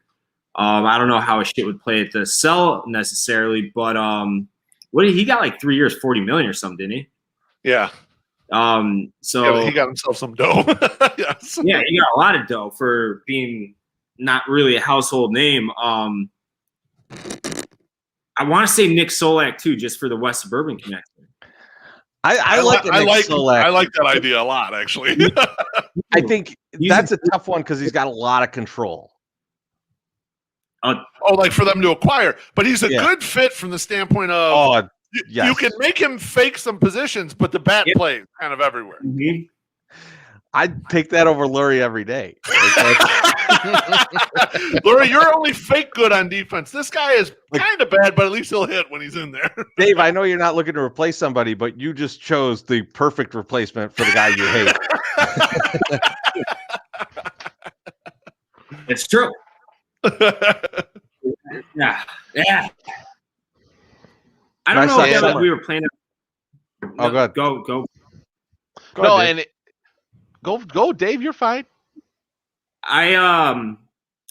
This wasn't on the agenda necessarily, but what do you guys think of Yohan Moncada right now? No, we can't change the topic. I have to give my answer, and then we can change it. We'll circle back to that. I will not forget about that. We'll get back to the Yohan thing. So, because you guys are dicks, I'm going to double down, and I'm going to say let's keep Dane Dunning because he's going to throw a beautiful gem of pitching against us. And it's just like, let's get him back. Just give me my dick back. You know what I think of that? That's what I think of your choice. That's good, man. You're really getting good at that. So the guy for me is, I've always liked this guy, and I think it'll be hilarious to watch him in left field. I'm going to say he's on their IL right now, but let's go after him. Let's get Chris Davis. I want all those fucking home runs out of Chris Davis. He's going to hit 247. He hits 247 every year. And then we'll just get 30 home runs back that we lost from left field. He's going to play an equally bad Eloy left field. I can't wait for it. It's going to be hilariously bad. And we're going to have a lot of fun with it. So I would take Chris Davis. I do want to circle back to this Yohan Moncada thing because I'm still on board with Yohan. I still and I've said this a number of times. We said this on Clubhouse when we were talking about it. I think that Yohan is career going to be kind of a high 700s OPS, really good third baseman. And I'm fine with that. I like that. And I know people will be like, hey, we traded Chris Sale for him. We got Kopech too. And that motherfucker looks really good. So I am good with those two combining for what they're going to be. That's where I kind of put Yohan, and I love him at that. I have no problem with what that would be. Plus, I mean, he's handsome as fuck. Yeah, he is handsome. Beef. What do you got on Yohan? I already expect him to start rebounding back. I mean, one of the problems with watching the game early on is we're looking at numbers and we're in the data and we're paying really close attention in the early part of the season. So when someone looks bad, they look really fucking bad to us. Yep. And when someone looks good, they look really fucking good to us. Like right now, we're probably a little out over our skis on Kopech, right? Because Kopech looks so goddamn good. Kopech hasn't had to stretch out yet. He hasn't had to go through the order a second time or even a third time yet. So our expectations for him as a starter is like, oh, him power arm for 30 pitches in the bullpen. That's what we're extrapolating, right? And the inverse is true when we're looking at someone who's really struggling at the plate, like a Yasmani Grandal has been, or Yohan Moncada. I think Moncada is going to be fine. I think the power is going to be there. I mean, I think, like you said, Treasy, he's terrific on defense. He doesn't look like he's suffering any effects anymore from COVID like he did last year. I expect him to bounce back, but I think maybe Dave's underlying point here is, and I think we all feel this a little bit. I'm not sure the whole Yohan Moncada as a future MVP candidate thing is still a thing. I think he's a good player, and that's probably where it ends there. I don't know about my Sox summer. What do you think, buddy? I think that he's just regressed. I think he's coming back into after a bad year. I think it's natural to go back into some of your bad habits when you're trying to get back to where you were, right? So he had a great 2019, shits the bed in 2020, has all these outside distractions that are going on. He's got music career. He's got jumpers that he's wearing. He's got all sorts of this bullshit, right? Will it turn around in 2021? I don't know. I'm hopeful. I think once it warms up, which is like, that's what we say, right? When you're, you're hoping that the bats are going to warm up as the temperature warms up. We'll see. I don't know if that's going to happen. I mean, it might be. I hope it's not 2 lost years in a row with Moncada. I would be okay with him from a defensive standpoint. We're not getting any better. And he just hopefully I just hope it clicks. I think he can do it. And I want him to do it so bad. And you talking about it, Loaf, of his sweet left-hand side swing where he does the balls in his fucking sails. And it's so effortless. He's just like, and it's just bam, gone. And we need one of those. And I think that might just be what he needs. Maybe he has a good killer game against Dane Dunning. And it's just then he's back on track. I will sacrifice my guy Dane for Moncada to be back on track and hitting dingers and singing great songs in the fucking region in his jumper. Okay, that I will be happy if that's how it goes. So Dave, sorry, Dane. Dave Beef once made this comparison. He once said that Yohan could be a Ron Gant type player. So what are you feeling about that? And what are you overall feeling about Yohan? Ron Gant, I remember Ron Gant, but he was just a little bit before I remember if I could watch him and say, oh, he's good and he's not. So I can't tell you what is I know he had a really good career. He's a good player. He's not a great player. There was a window where he was really good, and then it was, kind of mediocre. And he was pretty good. Okay. Yeah. I would be fucking furious at Yohan because I one reason I like Danny Mendick so much is he's like, I know it's fucking cheap and easy to say it this way, but he's a grinder baller. Like he fucking gets every ounce of his lack of natural ability that he can, and he's made a major, like he's not going to be in the major leagues for 10, 12 years, but like he made it to the major leagues in spite of all his physical limitations. Yoan Moncada doesn't have those limitations. Like it was the number one prospect in baseball. I know that doesn't mean hardly anything in the grand scheme of things, but this is a dude that like he signed big out of Cuba.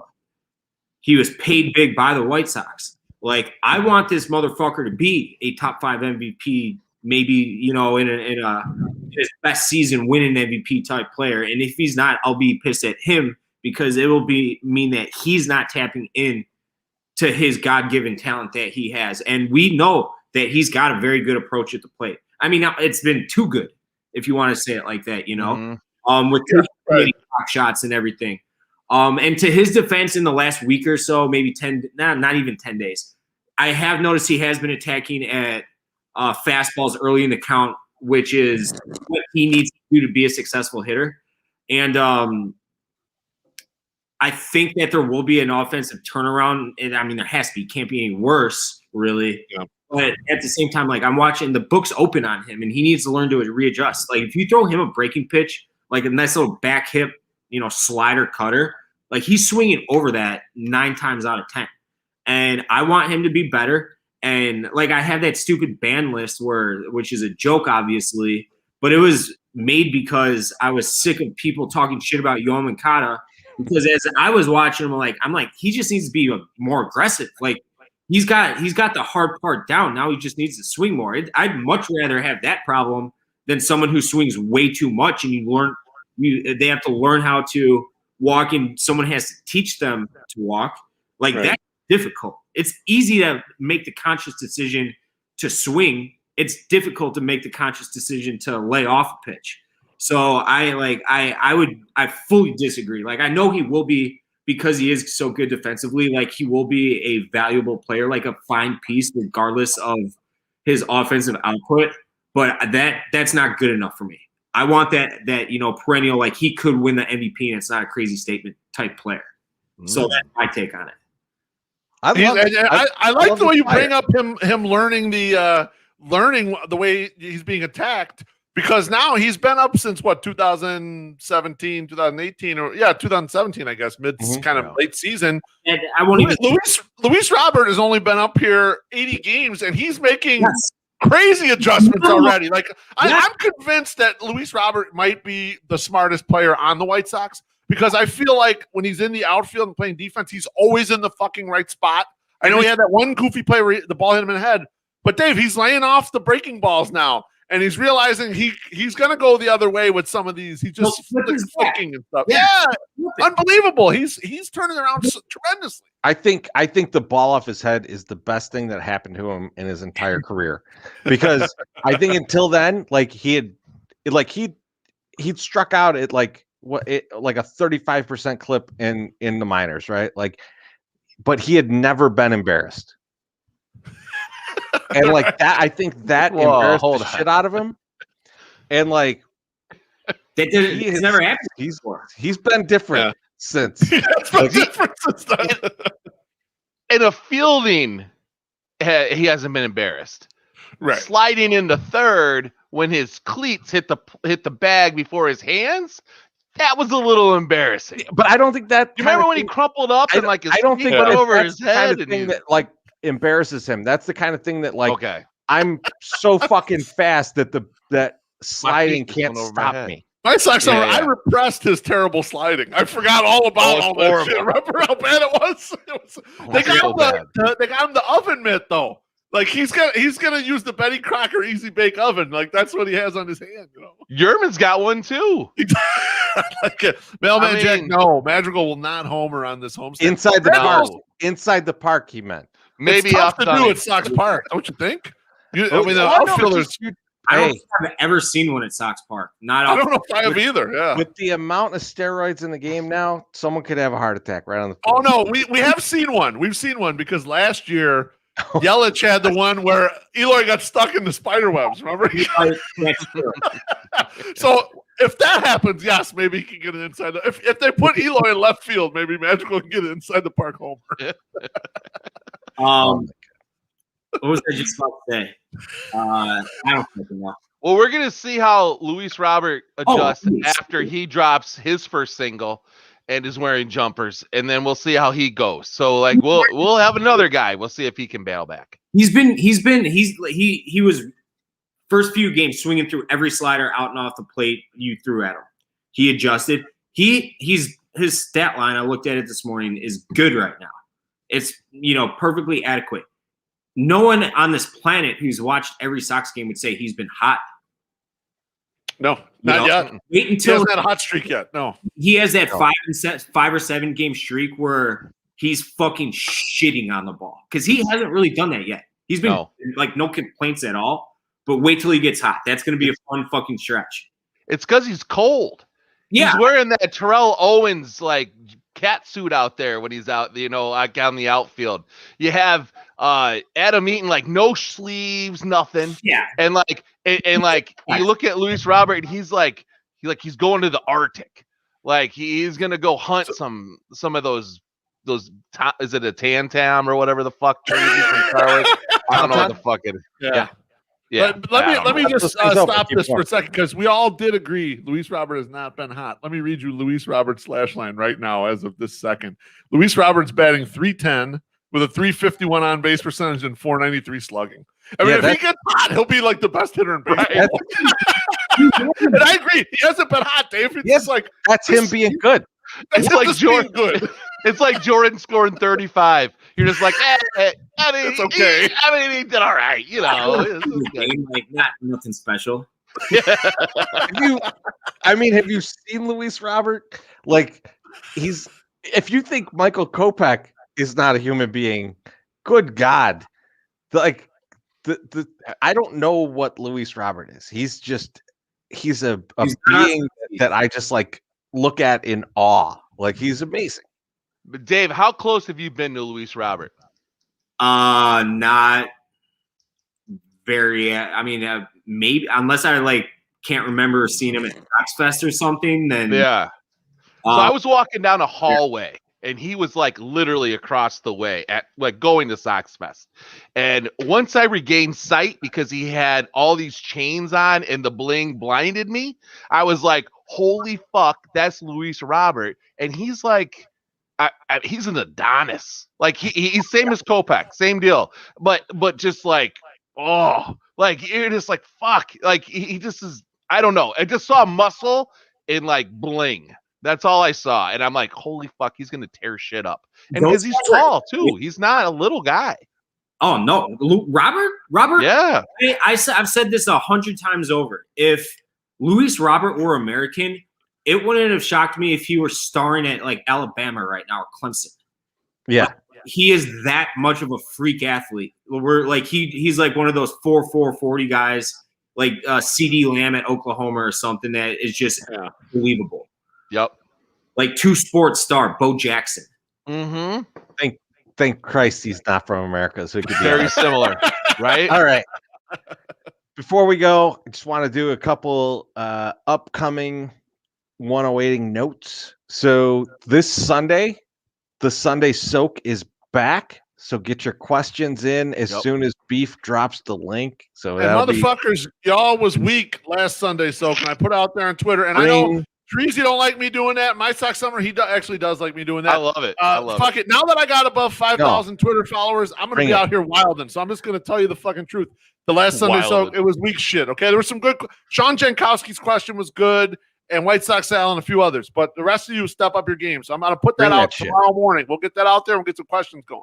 I'm excited for those. And then next Thursday, they got a home game, which we will be at. So there's not going to be a podcast, but we're going to do a clubhouse with WhiteSoxDave right after the game, shortly after the game. We need time to walk back. We got to walk back.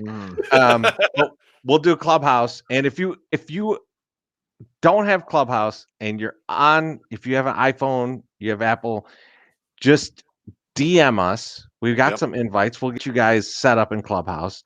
Don't DM me. I don't have any invites. And it's I got 8 invites right now. So hit me up. DM the 108.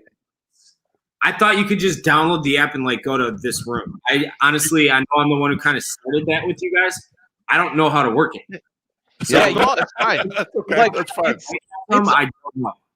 It's overly complicated, and I can't wait for Twitter Spaces. We will move to Twitter Spaces when that shit comes out widespread. Yeah, Dave, use that Barstool poll and get us some fucking spaces, bro. Fuck. See, I'm looking up all this stuff about the Lakers getting catfished, and they're like, yeah, on a recent Spaces. Froze up. I'm so mad. That makes me angry. So they're like on a recent Spaces with Kevin Durant, they were talking about this girl that catfished all these Laker players. I'm like, whoa, wait a second. Dave was like, this isn't on Twitter yet. I go, oh, it must be on Twitter. So I go and look, and it's not on Twitter. And I'm like, Dave works for the money machine that is Barstool Sports, and he can't get us on fucking Spaces? I am mad.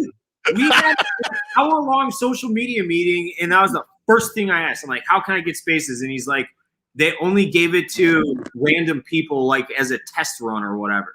So it's in beta right now. You don't. Yeah, it's in beta mode right now. Dude, I can't think of a more random person that would do more damage with this thing than WhiteSoxDave. So fuck you, Twitter Spaces. This is the guy that should have had it first. And then we could have rode his coattails into the fun times. You're damn God right. Damn it.